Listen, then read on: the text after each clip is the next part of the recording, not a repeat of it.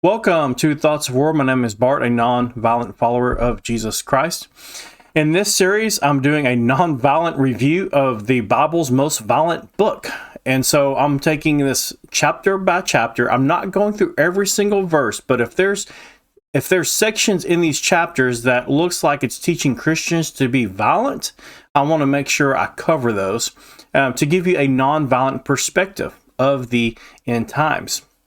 And so we're in chapter 2. Please go watch chapter 1 if you've not seen that yet, and keep following me as I go through the book of Revelation. So there's two words that I want to focus on today in chapter 2. These are military words, and they're used multiple times in the book of Revelation. One of them is the word conquer. One of them is the word sword. So first, I want to cover the word conquer. So we're in chapter 2 of the book of Revelation, and what you'll see is that you'll see the letter to the 7 churches.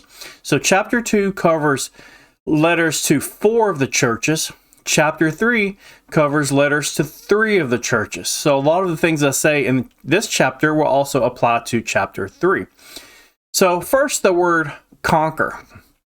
And so if you look in just towards the very beginning, again, we're in Revelation chapter 2.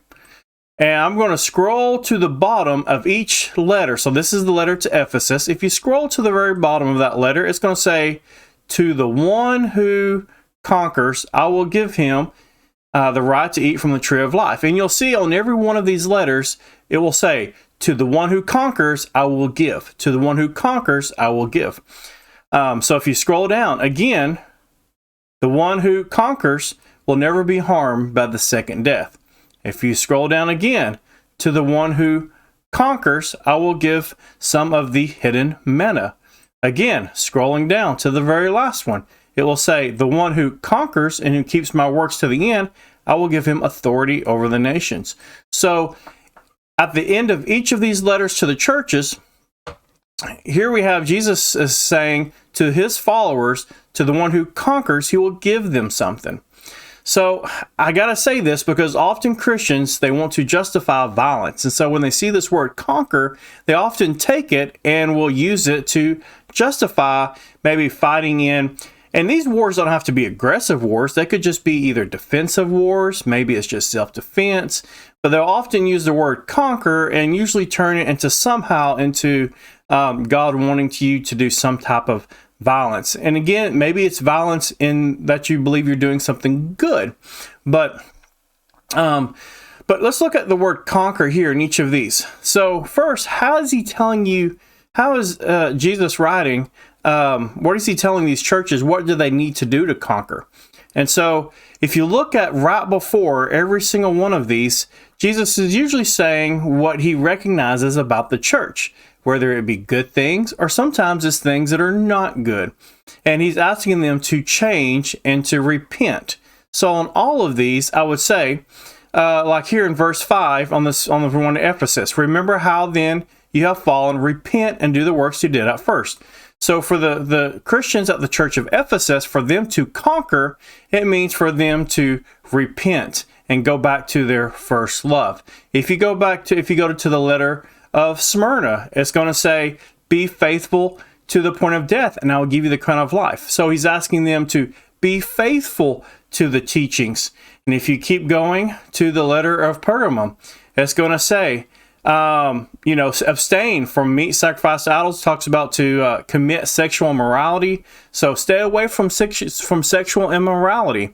Talks about the teachings of the Nicolaitans. So stay away from false teachers. If there's somebody who has a false teaching, stay away from them.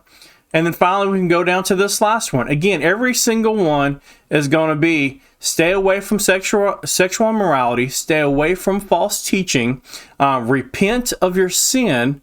That's how you conquer. So, so you can go through each of these letters. I'm not going to go through and read every single one. But if you look at what it means to conquer, it basically means to be a faithful follower of Jesus. That's all Jesus is asking. If you're going to conquer, be a faithful follower of Jesus. And so this is important to just, no matter when you lived in the last 2,000 years, if you're a follower of Christ, it is always a struggle to be faithful. There's always the world that's pulling you astray. There's always sexual morality is always at the door. False teachers have always been. They're going to be even stronger at the very end. So all of these we need to take into account as we carry into the end times.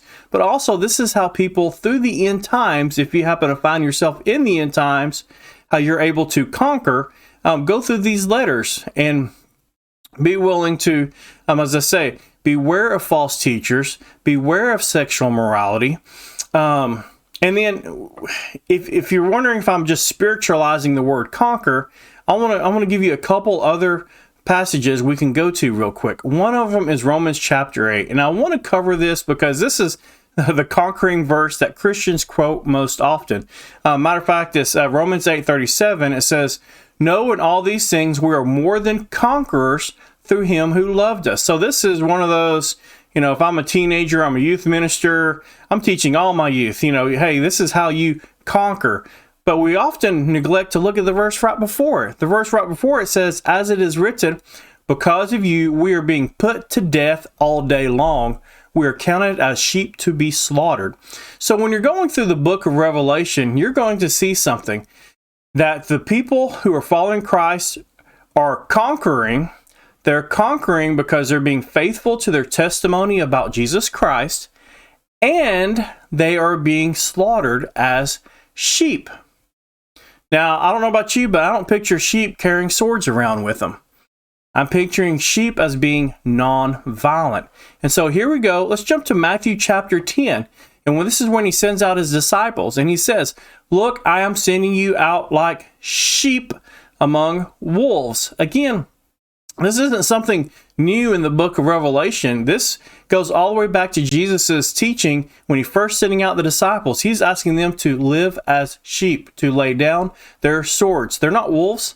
They're not carrying swords. They're sheep. I can't imagine a sheep, attacking even if the sheep is trying to do something good, like, hey, here's this, defenseless animal over here. Let's all get together as sheep and try to go wipe them out. No, you don't really see that. Sheep are still nonviolent because that's just their nature and what they're asked to be. So again, we're going to look back into this, but so often people even use Matthew chapter 10 where Jesus says, "I did not come to bring peace but a sword." Please go back and look at my video on Matthew chapter 10. I do a 4-part series on it. It's pretty clear that Jesus was teaching nonviolence even back in Matthew chapter 10. We see it in Romans chapter 8, so we actually see it in the church being planted and going forth to the Gentiles, and we see it even in the end times. Nonviolence is there from the beginning and to the end of the book of the New Testament. And so, let's keep going. So you might have noticed last week that I might have skipped over the word sword. The word sword is actually used in Revelation chapter 1. For example, if I go back to Revelation chapter 1, it says, "He had 7 stars in his right hand, and a sharp double-edged sword came from his mouth." The reason I skipped it was I'm not ready to quite go into the details of that. But we're going to have to cover it in chapter 2 because Jesus comes out and it starts talking about the sword. This is in the letter to Pergamum. And if you go through here, it talks about, first, write to the angel of Pergamum, "Thus says the one who has a sharp, double-edged sword."